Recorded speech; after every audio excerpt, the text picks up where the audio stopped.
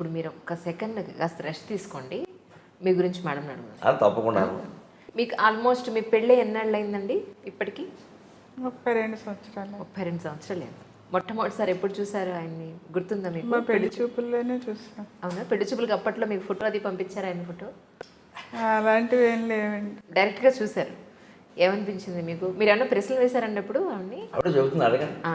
సరే చెప్పండి, మీ పెళ్లి చూపుల విశేషాలు చెప్పండి.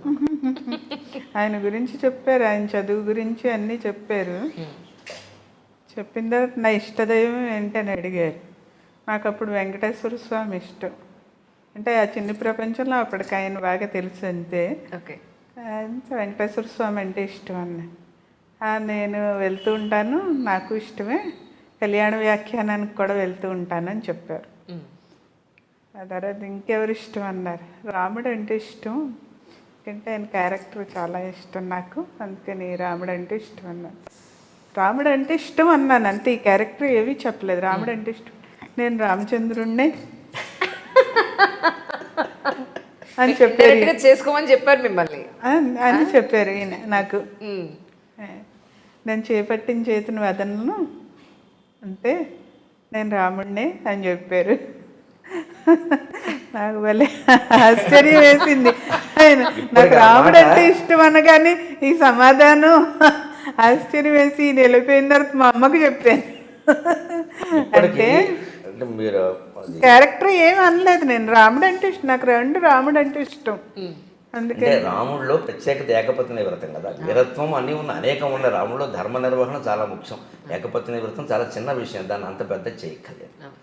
పైగా నిజానికి ఆనాటి క్షత్రియులు రాజుల్లో ఏకపత్ని వ్రతం అనేది అంత గొప్పగా చెప్పుకోవాల్సిన విషయం కాదు. ఇప్పుడు ఎక్కువ మంది భార్యలు ఉన్న వాళ్ళ దేశాన్ని నేను దోచుకుతాను లేదు అంటే మీరు సమర్థిస్తున్నారు. దాని గురించి దానికి దీనికి సంబంధం లేదు. పరిపాలన, రాజు అన్నాక పరిపాలన ముఖ్యం, కానీ ఆయన ఇద్దరు ముగ్గురు చేసుకోవడం అనేది పెద్ద విషయం కాదు.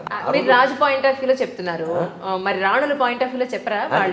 వేరే విషయం. ఆ మాటకు వస్తే తగాదాలకు వీళ్ళు ఎక్కువ మందిని చేసుకోవడమే కారణం. లేకపోతే ఎందుకు తగాదాలు వస్తాయి? దశరథుడు కైకైన స్వార్థపరురాలు అంటారు, కానీ దశరథుడు కారణంగా ఆవిడ అయింది, లేకపోతే ఎందుకు అవుతుంది?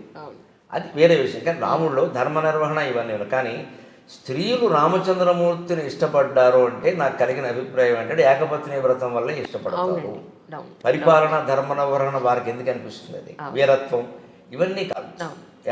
మనిషి గీటు దాటడు. నేను ఆ రోజు ఓ ప్రమాణపూర్వకంగానే అన్నా, ఖచ్చితంగా మీరు అటువంటి రాముడినే చూస్తారన్న. ఆ నచ్చిన క్వాలిటీ ఉంటే నాకు అర్థమైంది. ఆ మాట ఇప్పుడు ఈ మధ్య కూడా 15 రోజుల క్రితం నేను అలాగే చూస్తున్నాను అనుకుంది. ఎందుకంటే ఇప్పుడు నేనున్న రంగానికి, ఇంతకుముందున్న అవధాన రంగానికి, అప్పటి నా వయస్సుకి, నాకున్న ఆదాయానికి, నాకున్న పేరు ప్రఖ్యాతులకి ఎన్ని రకాల వెనకాల చాపల్యాలకు అవకాశం ఉంటుందో ఊహించడం. చాలా దెబ్బతిన్న వాళ్ళు ఉన్నారు, ఇబ్బందులు పడి తప్పుకున్నవాడు ఉన్నారు. ఆ భయం సహజంగా భార్యకు ఉంటుంది, నాకు ఉంటుంది ఎప్పటికప్పుడు. కొన్ని సందర్భాల్లో నేను మా అమ్మవారి దగ్గర అమ్మ నన్ను కాపాడని ఒత్తుకున్న సందర్భాలు ఉన్నాయి. అంటే మనస్సులోకి చెడు ఆలోచన రాకుండా కాపాడుతుంది. అది కూడా ఎప్పుడైనా మన మనస్సులో ఒక పొరపాటు ఆలోచన వచ్చినప్పుడు భగవంతుడి దగ్గర చెప్పుకోవచ్చు. ఇంకెక్కడ చెప్పుకుంటాం? నేనేమిటమ్మా నా స్థాయి, నాకు ఇలాంటి ఆలోచనలు వస్తున్నాయి అని ఎప్పుడైనా వస్తే కూడా ఒకసారి పాపపు చింతయంచు బలవంతముగా మరలింపనేటికిన్ పాపము పుణ్యము పరమ పావని నీదు స్వరూపముంచు నీ పాపట పింద చెప్పినది భగవతమున దేవి. పాపము పుణ్యమున్ పరమ పావని నీదు స్వరూపముంచు నీ పాపట పింద చెప్పినది భగవతమున దేవి. ఈపయన్ చీపురు తోడ చిమ్మెదను చింతను చింతను గూర్చి చింతను. ఇలాంటి పద్యాలు తన్నుకుంటూ వచ్చాయంటే కారణం అది. అయితే నాకు గొప్ప నమ్మకం అమ్మవారి మీద, భగవంతుడి మీద. ఎందుకంటే ఈ పద్యం ఇలా చెప్పి నా మనస్సులో భావం అక్కడ కక్కగానే ఆ భావం దూరం అయిపోయింది. అంత గొప్పతనం ఉంది కలుగుతాం. భారం తీరిపోతుంది. చెప్పేశాం. ఆవిడ చూసుకుంది అలాగే. మనిషి తప్పుడోడు వేయకుండా, దిగజారిపోకుండా, ఇంత డబ్బు రాని ఏమి రాని, దాని మీద కాంక్ష లేకుండా, మాకు ఏమీ లోట్లేదు, భగవంతుడి దేవల్ల శుభ్రంగా ఉన్నా. పొలం ఉంది, ఇల్లు ఉంది, స్థలం ఉంది, డబ్బులు ఉన్నాయి, ఆవిడ బంగారం చూస్తున్నారుగా ఉంది, ఏమి లోట్లేదు.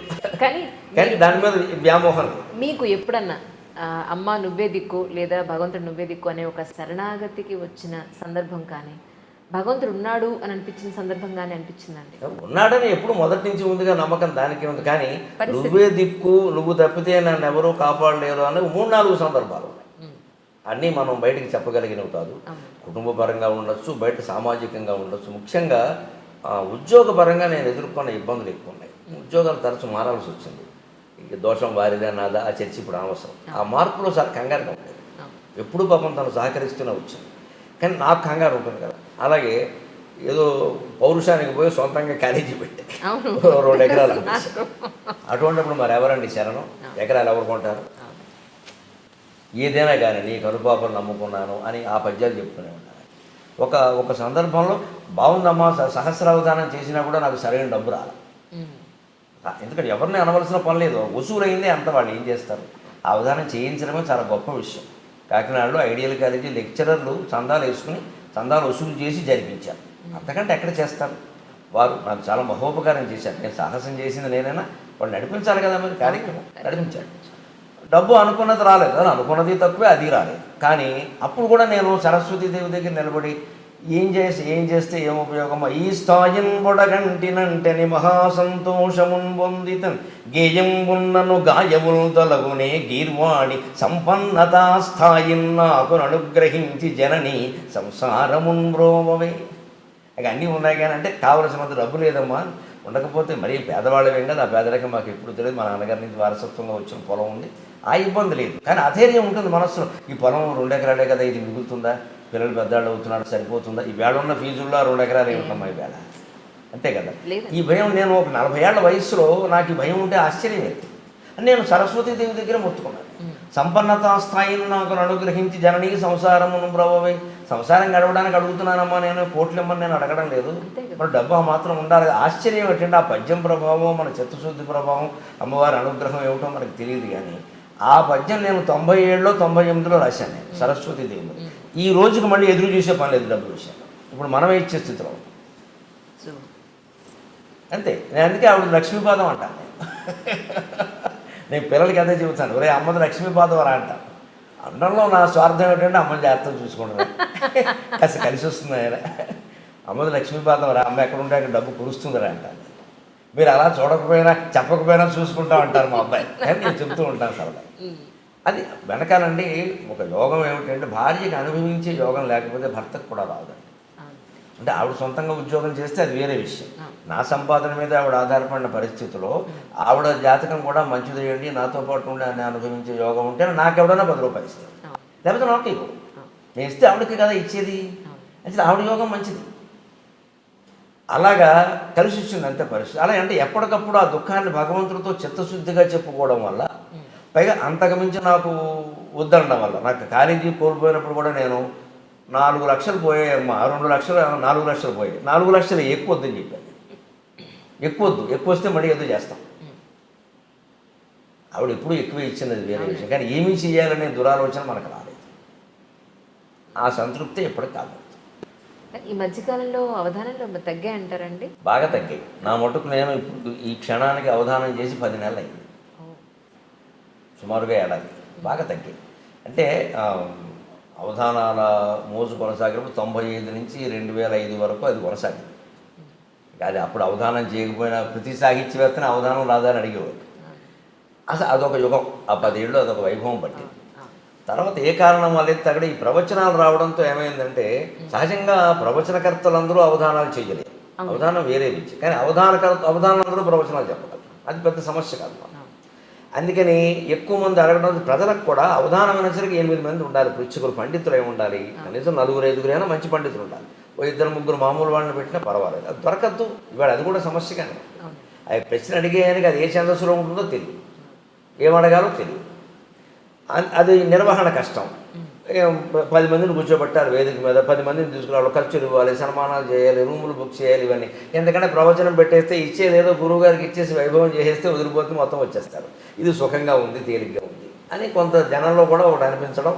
సరే ఏదైనా ఆ వైభవం ఇప్పుడు ప్రవచనానికి పట్టింది. మనం సరే ఎందుకైనా మంచిదని ముందు జాగ్రత్తలో ఉన్నాం కాబట్టి అటు ఇటు బాగా తగ్గిన మాట నిజం.